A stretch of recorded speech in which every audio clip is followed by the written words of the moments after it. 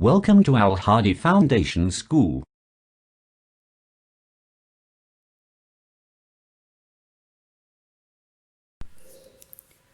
Bismillahirrahmanirrahim. Assalamu alaikum dear students. Students, today we are going to start our physics lecture from unit number 2, kinematics. The topic is graphical analysis of motion. On book page number 40.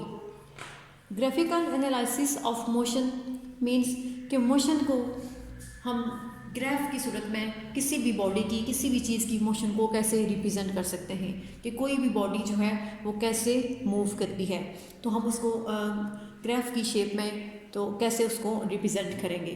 तो ये होगा graphical analysis of motion कि किसी की भी body की motion का graphical जो है वो जायज़ा लेना कि हम उसको ग्राफ पे कैसे रिप्रेजेंट करेंगे।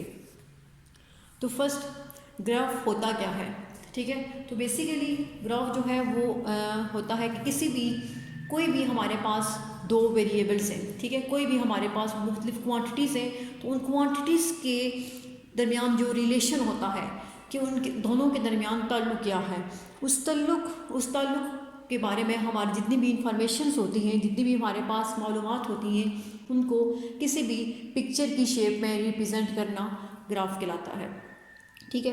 तो ग्राफ पे हम जब जिन क्वांटिटीज़ के दरमियान हम ग्राफ ड्रॉ करते हैं, यानी कि जिन दो क्वांटिटीज़ की इंफॉर्मेशंस को हम ग्राफिकल वे से रिप्रेजेंट करते हैं, उन क्वांटिटीज़ को वेरिएबल्स कहते हैं। और इन दोनों वेरिएबल्स में से एक इंडिपेंडेंट क्वांटिटी होती है और एक डिपेंडेंट क्वांटिटी होती है। इंडिपेंडेंट क्वांटिटी वो होती है जो कि किसी पे भी डिपेंड नहीं करती, ठीक है। इंडिपेंडेंट क्वांटिटी वो होती है जो किसी भी दूसरी क्वांटिटी पे डिपेंड नहीं करती, लेकिन डिपेंडेंट क्वांटिटी वो होती है जो कि इंडिपेंडेंट क्वांटिटी पे डिपेंड कर रही होती है, इसलिए उसको डिपेंडेंट क्वांटिटी कहा जाता है, ठीक है। तो बेसिकली जो आपकी बुक पे लिखा हुआ है कि क्या है, graph is a pictorial way of presented information about the relation between various quantities, कि ग्राफ जो है वो आम तौर पे मुख्तलिफ क्वांटिटीज़ के दरमियान जो रिलेशन होता है उसके मतलब जितनी भी इंफॉर्मेशन होती हैं उनको प्रेजेंट करने के लिए पिक्टोरियल फॉर्म में कि कोई भी पिक्चर की शेप में उसको रिप्रेजेंट करना ग्राफ कहलाता है, ठीक है। और वही बात है कि ग्राफ जिन दो क्वांटिटीज़ को हम ग्राफ पे प्लॉट करते हैं उनको वेरिएबल्स कहा जाता है, उनमें से एक जो है वो डिपेंडेंट और दूसरी इंडिपेंडेंट क्वांटिटी होगी। अब हमारे पास जो इंडिपेंडेंट क्वांटिटी होती है हम उसको ग्राफ पे अलॉन्ग एक्स एक्सिस ड्रा करते हैं, ठीक है। मीन्स कि वो हमारी जो है वो हॉरिजॉन्टल लाइन में हम उसको ड्रा करते हैं जो कि इंडिपेंडेंट क्वांटिटी होती है, और जो डिपेंडेंट क्वांटिटी होगी उसको वर्टिकल वे में यानी कि अलॉन्ग वाई एक्सिस उसको ड्रा करते हैं ग्राफ के अंदर। नेक्स्ट है सबसे पहले डिस्टेंस टाइम ग्राफ, ठीक है। डिस्टेंस टाइम ग्राफ, जैसे कि इसके नाम से ही जाहिर है कि इस ग्राफ में हम डिस्टेंस और टाइम दो फिज़िकल क्वांटिटीज़ को एज अ वेरिएबल ट्रीट करेंगे, ठीक है। इसमें दो फिज़िकल क्वांटिटीज़ यूज़ होंगी, डिस्टेंस एंड टाइम।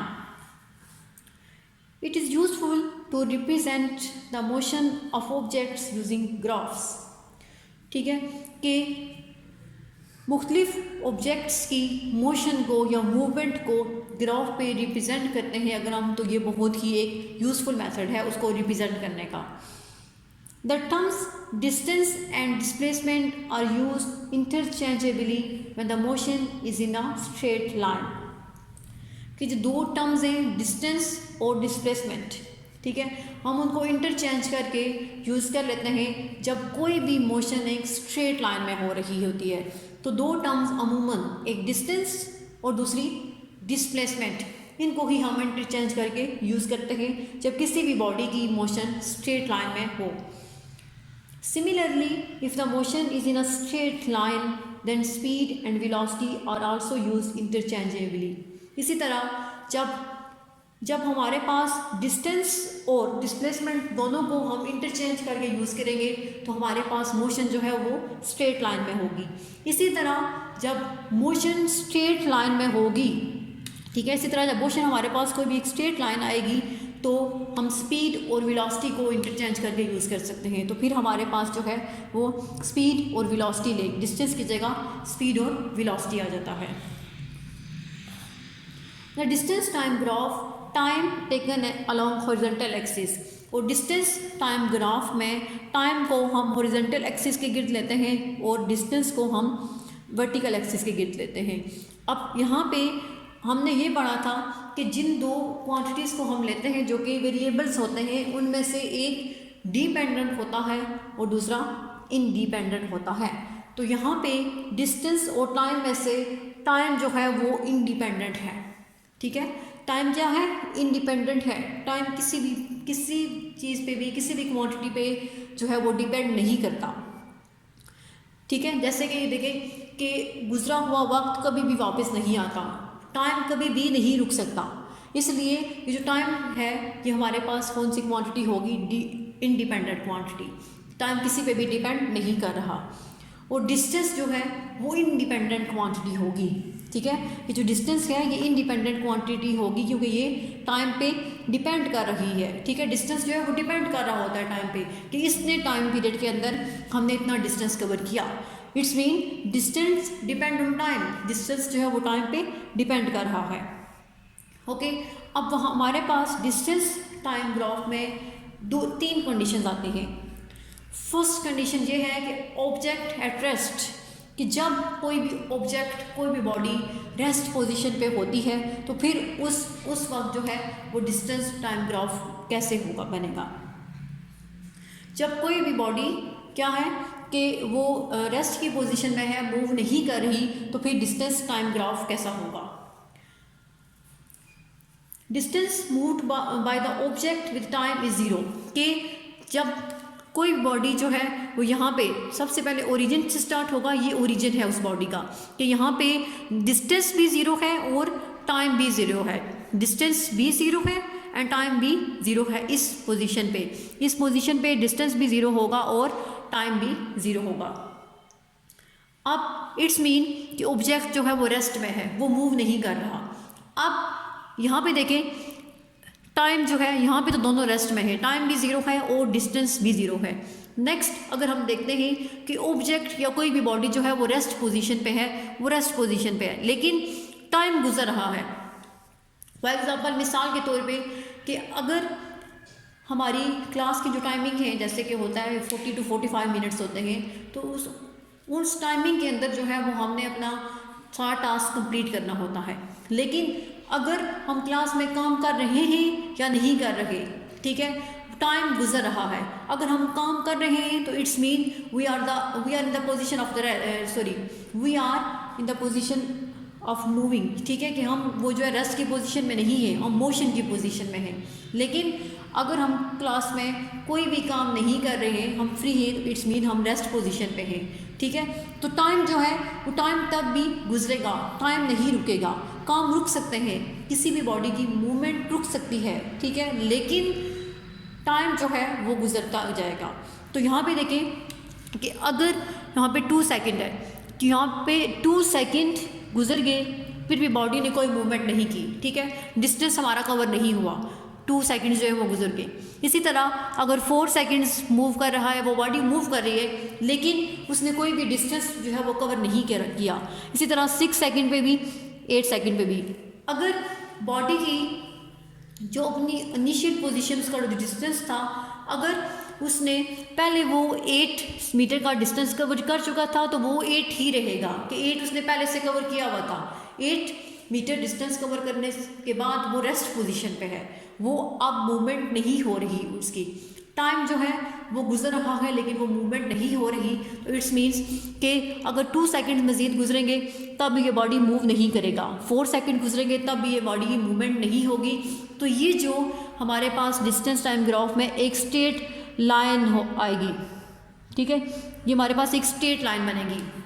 कि बॉडी जो है वो मूव नहीं कर रहा लेकिन टाइम गुजर रहा है, तो बॉडी जो है वो रेस्ट पोजीशन पे होगा। इसलिए यहाँ पे एक स्ट्रेट लाइन बनेगी कि 2 सेकंड्स, अगर 2 सेकंड्स में भी उसने कोई डिस्टेंस कवर नहीं किया, ये देखें यहाँ पे 2 सेकंड्स लेकिन डिस्टेंस कवर नहीं हुआ, ठीक है। 4 सेकंड पे भी डिस्टेंस 8 था, 8 ही रहा, मज़ीद कवर नहीं हो सका। तो 6 सेकंड्स, 2 सेकंड्स मज़ीद गुजर गए लेकिन बॉडी की मूवमेंट नहीं हुई, डिस्टेंस इंक्रीज़ नहीं हुआ। और इसी तरह 8 में भी, तो हमारा जो ये टाइम था वो कंप्लीट हो गया लेकिन बॉडी ने कोई भी मूवमेंट नहीं की, तो इट्स मीन इस पोजीशन पे बॉडी जो है वो रेस्ट पोजीशन पे है, ठीक है। तो ये ग्राफ वो होगा जब बॉडी जो है रेस्ट पोजीशन पे होती है, ठीक है। जब बॉडी क्या होती है, रेस्ट पोजीशन पे होती है, तो हमारे पास जो मोशन होती है बिल्कुल स्ट्रेट लाइन में, ऑब्जेक्ट की मोशन को बिल्कुल स्ट्रेट लाइन में हम तब ड्रा करते हैं। तो ये तब कि हमने वो ग्राफ ड्रा किया है जिसमें ऑब्जेक्ट रेस्ट की पोजीशन में है, वो मूवमेंट नहीं कर रहा। That is the object is at rest, thus a horizontal line parallel to time axis, ठीक है। on a distance time graph shows that speed of the object is 0, कि यहाँ पे ये जो टाइम है, ठीक है, टाइम के ऊपर ये एक पैरेलल लाइन हम ड्रा करेंगे along y axis, ठीक है। along y axis mean distance पे अगर हम कोई एक स्ट्रेट लाइन ड्रा कर रहे हैं जो पैरेलल है टाइम के हॉरिजॉन्टल एक्सिस के, इट्स मीन बॉडी की पोजीशन जो है, बॉडी की मोशन इस पोजीशन पे बिल्कुल 0 है। वो अगर पहले स्टार्टिंग में 8 थी तो एंड पे भी 8 ही है, उसने 8 सेकंड में कोई भी मज़ीद मूवमेंट नहीं की कि उसका डिस्टेंस जो है वो इंक्रीज़ हो। ओके, तो ये हो गया distance time graph when the object is at rest position. अब नेक्स्ट नंबर 2 है कि object moving with constant speed, ठीक है, कि जब कोई भी ऑब्जेक्ट कांस्टेंट स्पीड के साथ मूव कर रहा हो तो फिर डिस्टेंस टाइम ग्राफ की शेप कैसी होगी। अब कांस्टेंट क्या होता है, मुस्तकिल, अनचेंजेबल, जो कि कभी भी चेंज ना हो। तो यहाँ पे हमने कांस्टेंट स्पीड के साथ अगर कोई बॉडी मूव कर रही है तो उसकी मोशन को डिस्कस करेंगे कि वो क्या है। The speed of an object is said to be constant if it covers equal distance in equal intervals of time, कि किसी भी ऑब्जेक्ट की स्पीड को कांस्टेंट स्पीड कब कहते हैं, अगर वो इक्वल इंटरवल्स ऑफ टाइम में इक्वल डिस्टेंस कवर करे। ये हमने पीछे जो है वो डेफिनेशन में भी पढ़ा था कि कांस्टेंट या यूनिफॉर्म स्पीड क्या होती है। तो यूनिफॉर्म स्पीड को कांस्टेंट स्पीड भी कहते हैं, कि जब किसी भी बॉडी की स्पीड चेंज नहीं हो रही होगी इंटरवल ऑफ टाइम के साथ, इट्स मीन कि वो क्या है, वो कांस्टेंट स्पीड में है। It's slope gives the speed of the object, जिसकी जो स्लोप बनती है वो भी स्ट्रेट लाइन बनती है। फर्स्ट करिए, अब देखें कि यहाँ से ये स्टार्टिंग पॉइंट पे बॉडी जो है वो यहाँ पे दोनों 0 है, यहाँ पे टाइम भी 0 है और डिस्टेंस भी 0 है। फिर अगर बॉडी ने, ठीक है, 2 सेकंड बॉडी यहाँ से इस पॉइंट से लेके इस पॉइंट तक टाइम जो है वो गुजरा, जब टाइम ये गुजरेगा तो ये 2 सेकंड, ठीक है, और इस पोजीशन से इस पोजीशन पे जो बॉडी मूव करेगी तो वो क्या होगी, इस पोजीशन, यानी कि 2 सेकंड्स में 4 मीटर का डिस्टेंस जो है वो उसने कवर कर लिया, ठीक है। 2 सेकंड्स में 4 मीटर्स का डिस्टेंस कवर हो गया। इसी तरह अब यहाँ से लेके इस पॉइंट तक 4, अब 4 सेकंड, तो 4 सेकंड तक पहुँचने के लिए बॉडी ने अगर 8 मीटर का डिस्टेंस कवर कर लिया तो ये देखें यहाँ पे क्या होगा 4, यानी कि 4 सेकंड में उसने 8 मीटर डिस्टेंस जो है वो कवर किया है। इसी तरह अब इस पॉइंट से अगर हम यहाँ पे 6 सेकंड को देखते हैं तो 6 सेकंड्स में फिर बॉडी ने 12 मीटर का डिस्टेंस जो है वो कवर किया है। तो इसी तरह ये 6 सेकंड्स का हो गया। अब नेक्स्ट, अब इस पॉइंट से अब हम मूव करेंगे तो 8 पे आएंगे, इस 6 to 8, तो यहाँ पे 8 सेकंड्स में भी देखें कि बॉडी ने 16 मीटर जो है वो डिस्टेंस कवर किया, यानी कि बॉडी जो है वो एक कांस्टेंट स्पीड के साथ जो है वो मूव कर रही है, ठीक है। तो अब यहाँ पे अगर हमारे पास ये जो इन सब के कॉर्नर पॉइंट्स हैं, अगर हम इन सब को ज्वाइन करें तो हमारे पास एक स्ट्रेट लाइन बनती है, ठीक है, एक स्ट्रेट लाइन बनेगी। देखिए अगर हम इन सब पॉइंट्स को ज्वाइन करते हैं तो हमारे पास एक स्ट्रेट लाइन बनेगी। कि जिसको हम ये कहेंगे कि ये बॉडी जो है वो कांस्टेंट स्पीड में मूव कर रहा है, यानी यूनिफॉर्म स्पीड में, इसकी स्पीड जो है वो चेंज नहीं हो रही। तो ऐसे ऑब्जेक्ट्स जो कि कांस्टेंट स्पीड के साथ मूव कर रहे होते हैं तो उनकी जो मोशन को ग्राफ पे स्ट्रेट लाइन में रिप्रेजेंट किया जाता है। ठीक है, अब हमारे पास टाइम और डिस्टेंस है। ठीक है, तो इससे हम एक चीज़ फाइंड कर सकते हैं, वो चीज़ क्या है, स्पीड। ठीक है, कि स्पीड कैसे फाइंड होगी। तो देखें कि फॉर एग्जांपल यहाँ पे हमारे पास डिस्टेंस और टाइम दो चीज़ें गिवन है, तो हमने स्पीड फाइंड करनी है। तो स्पीड कांस्टेंट कैसे रहेगी, तो स्पीड का फार्मूला आप लोगों को पता है, स्पीड का फार्मूला क्या होता है, एस स्पीड के लिए s is equal to distance. ठीक है, डिस्टेंस के लिए डी ओवर टी। ठीक है, s is equal to d over t. तो यहाँ हमने स्पीड फाइंड करनी है।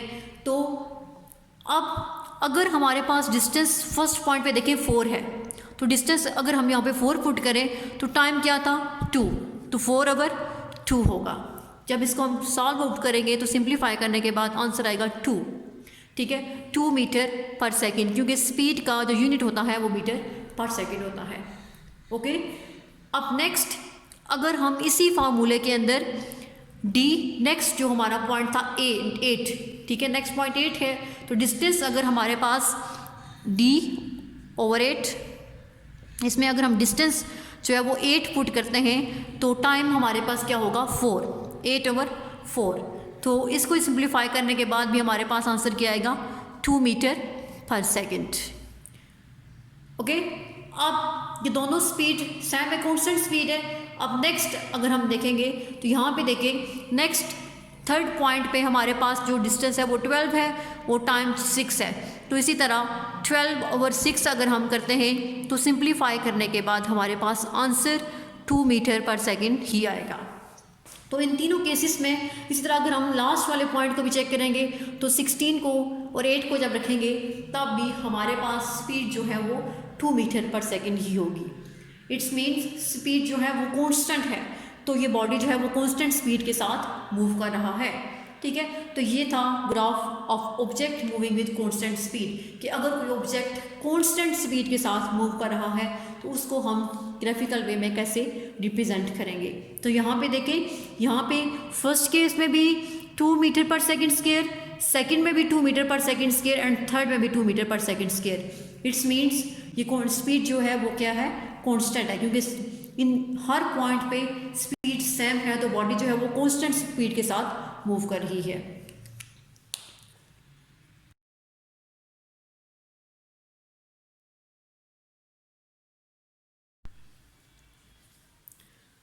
तो आपकी बुक पे जो कांस्टेंट स्पीड का ग्राफ बना है उसमें हमारे पास ये जो टाइम और डिस्टेंस में हमने ये जो लिए क्वांटिटीज़ वो चेंज है।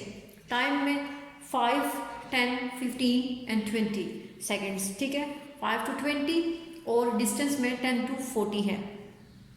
तो उन्होंने स्पीड ऑफ द ऑब्जेक्ट जो है वो कैसे निकाली है, उन्होंने स्लोप के जरिए, कि slope of line A B means ये जो लाइन हमारे पास बनी थी, ठीक है, उन्होंने यहाँ पे इस पॉइंट पे इसको ए कह दिया और इस पॉइंट पे इसको बी कह दिया। तो इसकी जो स्लोप बनी है ए बी की, वहाँ से उन्होंने उसका जो है स्पीड कवर की। वैसे हम स्पीड पहले कर चुके हैं, लेकिन देखें वहाँ पे कैसे है। तो ये ए और बी हो गया, और इसको उन्होंने सी और इसको डी ले लिया। ठीक है, इस पॉइंट पे सी और डी हो गया, और इस पॉइंट पे इस पॉइंट पे एफ है, यहाँ इस पॉइंट पे उन्होंने एफ लिखा हुआ है, और यहाँ पे ई है, ई। तो ये इन पॉइंट से उन्हें डिस्टेंस जो है वो स्पीड फाइंड की है। तो डिस्टेंस ई एफ, अब ई और एफ ये है, तो ई और एफ के दरमियान में डिस्टेंस कितना है। ठीक है, ये वहाँ पे ई और एफ में के मिड में जो है वो कितना डिस्टेंस है, 20 साथ लिखा हुआ है। लेकिन अब यहाँ पे देखें ई और एफ, अब हमारे पास एफ में 12 है और ई में हमारे पास क्या है, ई में हमारे पास 4 है। तो 12 - 4 डिस्टेंस 8, मीन इसके मिड में डिस्टेंस कितना है 8 है। ठीक है, डिस्टेंस ई एफ। और नीचे है टाइम सी डी, सी और डी के मिड में डिस्टेंस जो है वो क्या है 4, तो 8/4 करेंगे तो 2 आ जाएगा, वहाँ पे हमने 20/10 लिखा है तो 2 मीटर पर सेकेंड स्क्वायर आया है। तो बेस्ट मेथड यही है कि हम अगर फार्मूला यूज़ करते हैं तो उससे हम हर पॉइंट पे उसकी स्पीड जो है वो बता सकते हैं कि स्पीड क्या है। अब नेक्स्ट है नंबर 3 कि object moving with variable speed, कि जब भी कोई ऑब्जेक्ट वेरिएबल स्पीड के साथ मूव कर रहा हो तो फिर उसकी मूवमेंट कैसी होगी, ठीक है, उसकी मोशन कैसी होगी। अब वेरिएबल क्या होता है, चेंजेबल, जो कि चेंज होता रहता है, ठीक है। अब पहले हमने पढ़ा था कांस्टेंट, कांस्टेंट है अनचेंजेबल, जो कि चेंज नहीं हो सकती, एक फिक्स वैल्यू होती है, लेकिन वेरिएबल की वैल्यू जो है वो चेंज होती रहती है। तो यहाँ पे भी देखें कि दो क्वांटिटीज़ के दरमियान में हमने डिस्टेंस टाइम ग्राफ बनाना है, ग्राफ बनाना है, तो टाइम टी जो है वो हम लेंगे हॉरिजॉन्टल एक्सिस पे, ठीक है, और डिस्टेंस डी जो है वो हम लेंगे वर्टिकल एक्सिस पे, ओके। तो इसके बाद अब टाइम यहाँ पे इंडिपेंडेंट क्वांटिटी है, इसलिए हमने इसको हॉरिजॉन्टल एक्सिस पे लिया, और डिस्टेंस जो है वो डिपेंडेंट क्वांटिटी है, इसलिए उसको वर्टिकल एक्सिस पे लिया। इसके बाद हमने पॉइंट लिख लिया। अब देखिए कि ओरिजिन इसका भी ये है, दोनों का 0, यहाँ पे टाइम भी 0 है और डिस्टेंस भी 0 है, कि अगर इस पॉइंट से बॉडी की मूवमेंट स्टार्ट होती है तो यहाँ पे टाइम भी 0 है और इसका जो डिस्टेंस है वो भी 0 है। तो अब देखें, अगर बॉडी की मूवमेंट यहाँ से स्टार्ट होती है, ठीक है, अगर फर्स्ट पे बॉडी की मूवमेंट यहाँ से स्टार्ट होगी तो एकदम से ये बॉडी देखें यहाँ से मूव करके तो ऐसे मूव करना शुरू कर देता है, या फिर ऐसे हो। तो देखें कि ये जो है कि बॉडी ने 2 सेकेंड्स में, अब यहाँ से अगर हम देखें तो ये देखें, अगर इस पॉइंट से ये पॉइंट यहाँ पे क्या बन रहा है 12 मीटर पे ये पॉइंट है, ठीक है, 12 मीटर। तो यहाँ से अगर हम इसको नीचे लेके आए तो यह भी क्या बनेगा 4 सेकेंड्स, मीन्स यहाँ पे बॉडी ने 4 सेकेंड्स में 12 मीटर का डिस्टेंस कवर कर लिया है, ठीक है। कि बॉडी जो है यहाँ पे तो ठीक है कि यहाँ से देखें कि उसे 2 सेकेंड से भी पहले वो उसने 4 मीटर का डिस्टेंस कवर कर लिया।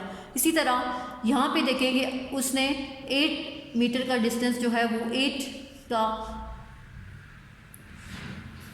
4 से बहुत पहले जो है वो बॉडी 8 मीटर का डिस्टेंस कवर कर चुका था। इसी तरह अगर देखें तो ये 16 मीटर का डिस्टेंस जो है वो बॉडी ने कब कितने टाइम में कवर किया इस पॉइंट पे। तो अब ये 6 सेकेंड से भी पहले बॉडी ने 16 मीटर का डिस्टेंस कवर कर लिया। तो यहाँ पे डिस्टेंस जो है वो भी टाइम इंटरवल के साथ चेंज नहीं हुआ, ठीक है, बल्कि डिस्टेंस जो है वो एकदम से बॉडी की मूवमेंट स्पीड कभी तेज़ होती है और कभी वो थोड़ा सा फास्ट मूव करता है और कभी स्लो मोशन होती है उसकी। When an object does not cover equal distance in equal interval of time, then its speed is not constant. जब कोई भी object equal interval of time में इक्वल डिस्टेंस कवर नहीं करता तो फिर उसकी स्पीड को हम ये कहते हैं कि वो कांस्टेंट स्पीड नहीं है। जैसे कि यहाँ पे देखें, अब 2 सेकेंड से भी पहले बॉडी ने 4 मीटर का डिस्टेंस कवर कर लिया है, ठीक है। देन अब देखें 8 मीटर का डिस्टेंस जो है वो 4 सेकेंड से भी पहले जो है वो 8 मीटर का डिस्टेंस कवर हो गया है। इट्स मीन अब टाइम इंटरवल के साथ जो है वो बॉडी की मूवमेंट नहीं हो रही, ये कांस्टेंट स्पीड नहीं होगी, ये वेरिएबल स्पीड होगी। इस केस में बॉडी की जो मूवमेंट होती है वो स्ट्रेट लाइन में नहीं होती, ठीक है। वेरिएबल स्पीड में जब बॉडी मूव कर रहा होता है तो इस केस में बॉडी की मूवमेंट स्ट्रेट लाइन नहीं होती, बल्कि जो लाइन है वो कर्व बनता है, ठीक है। कोई भी स्ट्रेट लाइन नहीं होगी, स्ट्रेट लाइन के अलावा कोई भी और लाइन जो है वो होगी, तो ये एक कर्व की शक्ल में। तो अब यहाँ पे देखें, अब यहाँ से बॉडी की जो है स्पीड तेज़ थी, लेकिन अगर बॉडी दोबारा से यहाँ पे आके उसकी स्पीड ये दोबारा इसकी स्पीड लेस हो गई, ठीक है। तो इट्स मीन्स ये जो है ये इसकी बॉडी की स्पीड जो है वो कांस्टेंट नहीं है, वो चेंज हो रही है। The slope of the curve at any point can be found from the slope of the tangent at the point, के किसी भी कर्व के किसी भी पॉइंट पे कर्व की जो स्लोप है वो हम कैसे फाइंड कर सकते हैं कि slope of the tangent.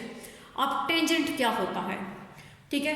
Tangent वो लाइन होती है जिस भी पॉइंट पे, अब अगर हम यहाँ पे एक स्ट्रेट लाइन जो है वो ड्रा करते हैं तो जिस बी पॉइंट पे स्ट्रेट लाइन जो है वो इस कर्व के साथ टच होगी, ठीक है, वो उसका टेंजेंट पॉइंट होगा। जैसे हम यहाँ से स्ट्रेट लाइन ड्रा करते हैं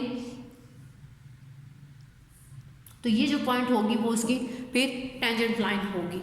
इसी तरह अब देखिए यहाँ से हम उसकी जो डिस्टेंस है वो कैसे स्पीड कवर कर सकते हैं कि ये स्पीड कांस्टेंट नहीं है। फॉर एग्जांपल आप देखें कि उसने एक बॉडी ने 12 मीटर का डिस्टेंस 4 सेकंड में कवर किया, तो यहाँ पे हमारे पास स्पीड क्या होगी, एस का स्पीड का फार्मूला है s is equal to d/t mean distance over time. अगर यहाँ पे डिस्टेंस 12 है और उसमें टाइम क्या है 4 है, तो 12/4 हमारे पास क्या होगा 3 मीटर पर सेकंड। तो यहाँ पे स्पीड कितनी है 3 मीटर पर सेकंड है। ओके,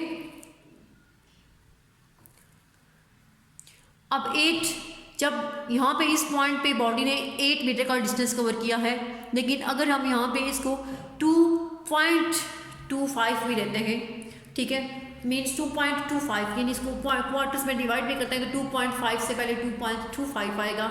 जब इसको डिवाइड करेंगे तो तब उसकी स्पीड जो है वो चेंज होगी। इट्स मीन इस बॉडी की स्पीड जो है वो चेंज हो रही है, तो वो बॉडी वेरिएबल स्पीड के साथ मूव कर रहा है। और इस केस में बॉडी की जो मोशन होती है ग्राफिकल में स्ट्रेट लाइन नहीं होती बल्कि वो कर्व शेप में होती है। The speed is higher at instants when slope is greater, कि जब स्लोप बड़ी होगी यानी जो लाइन ये ड्रॉ की है हमने, अगर ये लाइन जो है वो बड़ी है तो इट्स मीन बॉडी की स्पीड जो है वो ज़्यादा है, बॉडी फास्ट स्पीड के साथ मूव कर रहा है। The speed is 0 at instant when slope is horizontal, और स्पीड जो है वो 0 पोजीशन पे तक कब होगी जब हमारे पास स्लोप जो है वो हॉरिजॉन्टल बनेगी। बिल्कुल सीधी हमारे पास अगर स्लोप आ रही है जैसे कि इस केस में थी, तो इट्स मीन यहाँ पे जो बॉडी की स्पीड है वो 0 है, ठीक है। और अगर बॉडी कांस्टेंट स्पीड के साथ मूव कर रहा है तो फिर उसकी जो स्लोप होगी वो एक स्ट्रेट लाइन होगी। और अगर कोई भी बॉडी वेरिएबल स्पीड के साथ मूव कर रही है तो फिर जो उसकी स्लोप बनेगी वो क्या होगी, वो बहुत हायर हो, बहुत ज़्यादा स्पीड के साथ मूव करेगा तो उसकी स्लोप बड़ी भी होगी और स्लोप जो है वो स्ट्रेट लाइन में भी नहीं होगी। तो ये आज वाले टॉपिक में हमने डिस्टेंस टाइम ग्राफ के तीनों केसेस को डिस्कस किया है कि डिस्टेंस टाइम ग्राफ जो है वो हम कैसे ड्रॉ करते हैं जब बॉडी का जब कोई भी ऑब्जेक्ट रेस्ट की पोजीशन में होगा, जब कोई भी बॉडी जो है वो कांस्टेंट स्पीड के साथ मूव कर रही होती है तो फिर उसकी मोशन को हम ग्राफ पे कैसे जो है वो ड्रॉ कर सकते हैं। और when the body is moving with variable speed तो तब उसकी स्लोप जो है वो ग्राफिकल स्लोप क्या होती है। नेक्स्ट आपकी ये एग्जाम्पल है, एग्जाम्पल 2.6। तो ये एग्जाम्पल जो है वो आपने खुद सॉल्व करनी है अपनी नोटबुक्स पे।